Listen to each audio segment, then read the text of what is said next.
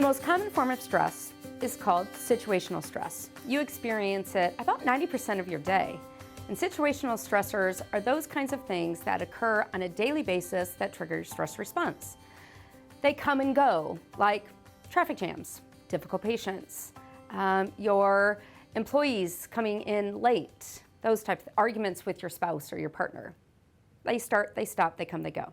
But here are some coping methods for situational stressors.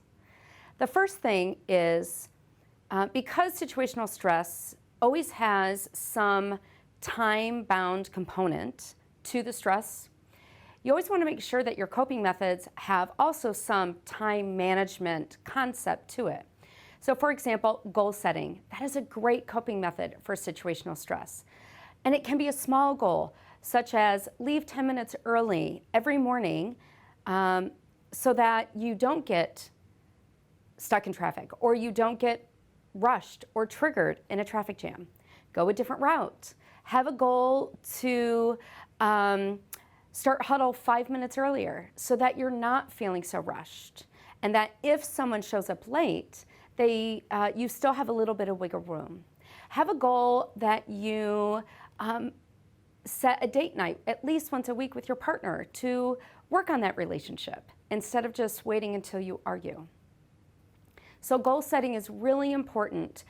The small goals, the small daily goals, are really important to situational stress.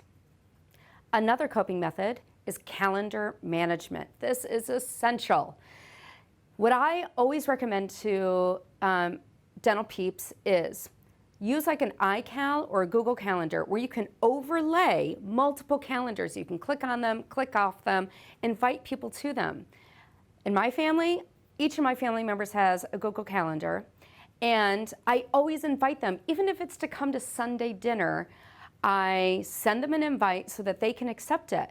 When they accept it, that lets me know we've communicated, we're all on the same page. There's not going to be any miscommunication. Now, the next calendar management tool that you really want to tap into for situational stress are reminders and notifications. With our cell phones, our watches, with their calendars, we can be sent notifications 24 hours in advance, an hour before, 15 minutes before. Set as many notifications and reminders as you need to help you not forget, to help you not miscommunicate, to run late. Really make sure that you are packing your calendar with all the essential tasks and duties from work and home so that they can overlay. Another time management coping method is called the 50-10 rule. This applies to all areas of your life, including how you schedule your patients. As a dental consultant, I tell my clients all the time, why are you scheduling patients at 1, 2, 3, 4? It makes no sense, because you cannot be getting one patient out of a chair and then putting one patient in the chair simultaneously. So you're always running late. But if you follow the 50-10 rule, where you schedule 50 minutes of every 60, and the last 10 minutes you leave blank. This is for soccer practice. This is for having to go do errands. Again, you can't be at work, you can't leave at 3 and pick up your kids at 3. It just doesn't happen. So we set ourselves up for failure when it comes to situational stressors. But utilizing the 50-10 rule, where you leave your office at 10:50, and you've got 10 minutes to go and pick up your kid at school at 3 o'clock. Same thing with scheduling your patients. Every 50 minutes, leave the 10-minute mark. Now that 10 minutes you can use to run over. You can use to go to the restroom and drink some water. You can use to check emails throughout the day so that they're not piling up at the end of the day. You can schedule a 10-minute meeting with a vendor, make a phone call, sit in your office, close your eyes, and take a deep breath.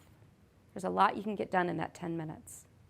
And the last coping method for situational stress that is vital is prioritization and delegation. To prioritize, it's important that you use what's called the Eisenhower Matrix. This is what President Eisenhower used to essentially run our country, and then Stephen Covey coined it and made it famous in his book, 7 Habits of Highly Effective People. But with the matrix, you can use the matrix any way. It doesn't have to be urgent and important. What I say is to use impact and effort. How much impact is something going to have? How much resource, time, money on the business? And then how much effort is it going to take you to make that happen? If it has a low effort and high impact, high yield reward, it's a big win. And those are the things you should be doing right away. Unfortunately, when we make a to-do list without prioritizing, we get caught up in the minutia of the things that we want to do, or the things that we feel are important in the moment, but they really, like checking emails, but they really don't have a huge impact on the business. So if something is a low effort, high impact, it's a big win. If something has a high effort, but it still has a high yield return, it's a major project, and only have one or two major projects going on at one time. If it's a low effort and a low impact, it's a fill-in. And this is where your social media comes in, your emails, surfing the web, maybe researching something. If it's not going to impact your business right now, do it when you have some serious downtime. Then, of course, if it takes a high effort and it has a low impact on your business, it's a time waster and you should never do it at all.